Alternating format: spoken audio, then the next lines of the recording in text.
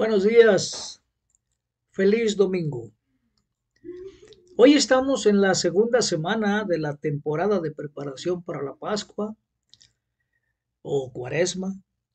Y es un tiempo en el que nos examinamos a nosotros mismos, buscando podar las cosas que ya no nos sirven para que Dios pueda hacer crecer una nueva vida. ¿No te parece, hermano? Y el tema de esta semana es confiar en la fidelidad de Dios. Nuestro sermón de hoy se llama El don del sufrimiento y está sustentado en la escritura del Evangelio de Marcos, capítulo 8 y versos del 31 al 38. Y en este pasaje Jesús habla del sufrimiento que soportará fielmente para redimir a la humanidad. Así que vamos a comenzar. Te quiero contar una historia. Espero que te parezca conocida. Dice así: un padre lleva a su hija de 1 año al pediatra para que la revise. El médico le informa al papá que es un buen momento para que la pequeña reciba su primera vacuna contra el sarampión. El padre ama a su hija y quiere protegerla, por lo que acepta que su hija reciba la inyección. Cuando entra la enfermera con una bandejita, la pequeña siente que algo está pasando y comienza a alterarse. Y cuando la enfermera le administra la inyección, la hija grita de dolor y llora desconsolada.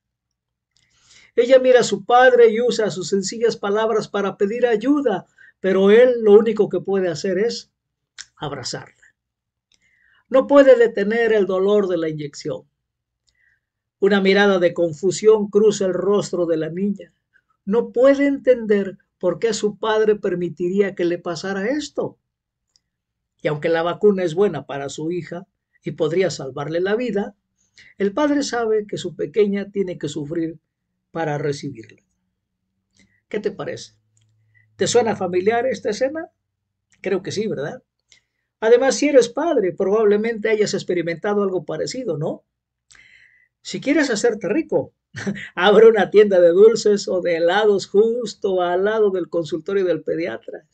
Habrá un flujo continuo de padres que invitarían a sus hijos a comer dulces para ayudar a aliviar su culpa. Y en lo más profundo de nosotros, hermanos, está el deseo de evitar el sufrimiento, tanto el nuestro como el de quienes nos importan.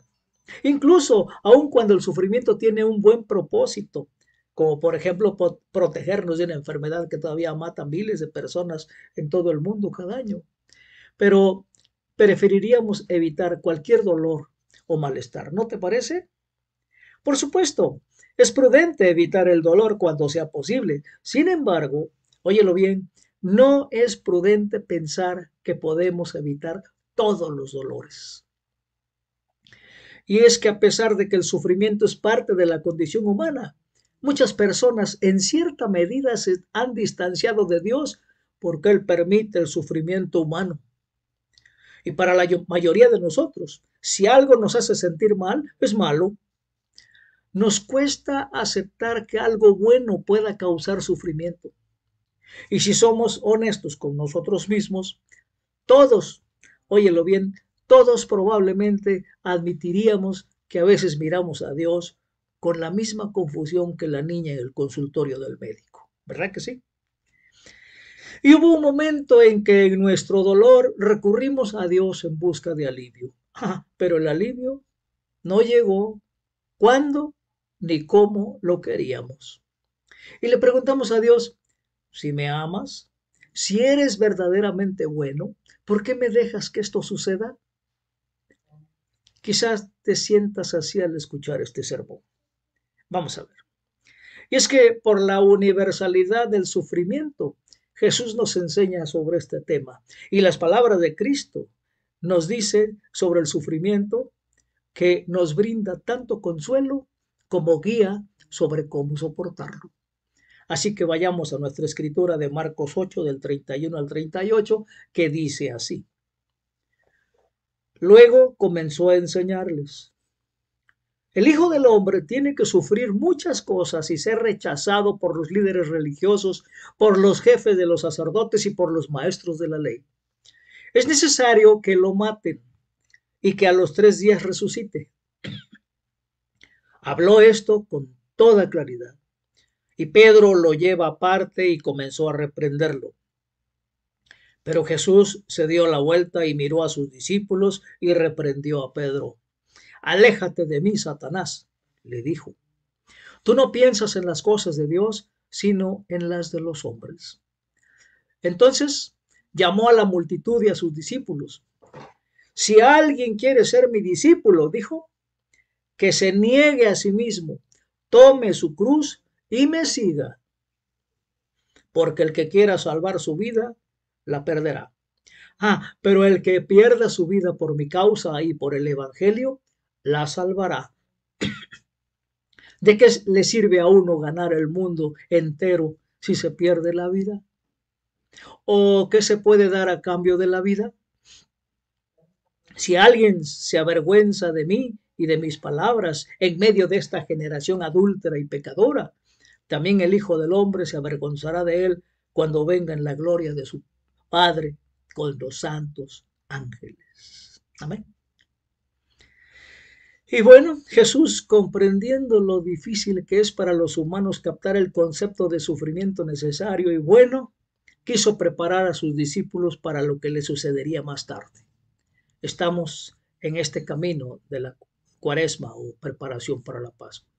Y les enseñó claramente, no usó historias ni parábolas, porque quería que entendieran claramente. Y como era de esperar, no entendieron. Pedro amaba a Jesús y rechazó la idea de que su Señor se sometiera voluntariamente a ser torturado y ejecutado ilegalmente. Y es que en la mente de Pedro la crucifixión de Jesús era fácilmente evitable. Y a pesar del poder milagroso de Jesús, tenía suficientes seguidores para evitar cualquier arresto por parte de los líderes judíos corruptos. Además, podría haber abandonado Jerusalén y haber evitado su captura durante años. Probablemente en esto estaba pensando Pedro cuando llevó a Jesús aparte para molestarlo. Y bueno, antes de empezar a tirarle piedras a Pedro, la mayoría de nosotros haríamos lo mismo, ¿no te parece? A ver, ponte en el lugar de Pedro. Imagina si uno de tus amigos más cercanos te dijera que se iba a someter a un sufrimiento y una muerte que podría evitarse fácilmente. Si eres como yo, habrías dicho cualquier cosa para que rechazaran lo que creían que Dios les estaba diciendo que hicieran. Y es que en el desierto, después del ayuno de 40 días de Jesús, el tentador trató de atraer a Jesús para que tomara el camino más fácil de su llamado. Le ofreció a Cristo una corona sin cruz. Y por un amor equivocado, las palabras de Pedro tentaron a Jesús para aceptar la oferta del enemigo. Por eso Jesús llamó a Pedro Satanás en ese momento. Y sin saberlo, óyelo bien, sin saberlo, Pedro se alió con el tentador. ¿Verdad que sí? Y bueno, y cuando asumimos que el sufrimiento que soportamos nosotros o un ser querido es malo o inútil, sin buscar primero la mente y el corazón de Dios al respecto, cometemos el mismo error que cometió Pedro. Y para ser claros, hermanos, no todo sufrimiento es bueno. Sí, por ejemplo, sufrir como resultado de abuso o negligencia no es bueno. Y si bien Dios puede hacer que de una mala situación surja algo bueno, es importante tener esto en cuenta, que Jesús prometió que sus seguidores sufrirían por él. Bueno, y en una sociedad que intenta activamente aliviar todas las molestias de quienes tienen los recursos adecuados, la promesa de sufrimiento de Cristo, óiganlo bien, es difícil de aceptar. Sin embargo, si realmente tratamos de vivir como Cristo, experimentaremos sufrimiento tal como Él lo experimentó. Sin embargo, vemos que cuando nos aliamos con los pobres, si tratamos de vivir como Cristo, vamos a experimentar sufrimiento tal como Él lo experimentó, como los pobres. Y cuando amamos al extraño, como Jesús amó, sufriremos como el extraño. Y cuando servimos humildemente a los vulnerables, como Jesús lo hizo, sufriremos como ellos. Así que, hermanos, el camino de Cristo no es el camino de este mundo, y quienes lo siguen sufrirán. Ahora, para hablar de nuestro sufrimiento, Jesús usó la metáfora de tomar nuestra cruz y seguirlo. Y es que la cruz era a la vez horrible y hermosa. Fue una fuente de vergüenza y una fuente de gloria. Es algo que tenía que suceder, independientemente de cualquier deseo humano, de lo contrario.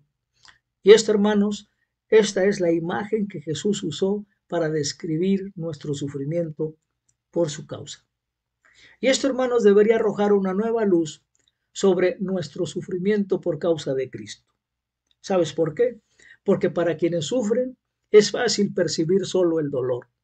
Sin embargo, debido a que Dios está obrando en nuestra situación, siempre habrá gracia y belleza en encontrar en Cristo nuestro sufrimiento nunca es inútil ni tampoco es en vano. Amén. Ahora, para ser como Cristo, incluso en su sufrimiento, Jesús dice que debemos negarnos a nosotros mismos. Negarnos a nosotros mismos significa resistir la inclinación natural a avanzar hacia la comodidad y la ausencia de dolor. O sea, aceptar la oferta del diablo de una corona sin cruz. Y bueno, el camino de Cristo siempre nos sacará de nuestra zona de confort. Su camino nos llevará hacia el conflicto con aquellos que deshumanizan a nuestro prójimo. Y su camino hará que nos regocijemos con la esperanza de un reencuentro futuro cuando nuestros seres queridos se enfermen y mueran. ¿No te pasa eso, hermano? Esta, hermanos, es una de las claves para soportar el sufrimiento y donde Pedro cometió su error crítico de entendimiento. Y bien, en medio de nuestro dolor debemos acudir a Dios para que nos ayude a tener en mente sus propósitos. No simplemente preocupaciones humanas, no. En lugar de decirle a Dios que estamos sufriendo y pedirle que nos lo quite, podríamos intentar orar de esta manera. Padre, estoy sufriendo. ¿Podrías, por favor, poner fin a mi sufrimiento? Sin embargo, si mi dolor tiene un propósito, por favor, revélalo para que pueda soportarlo con gozo y contentamiento.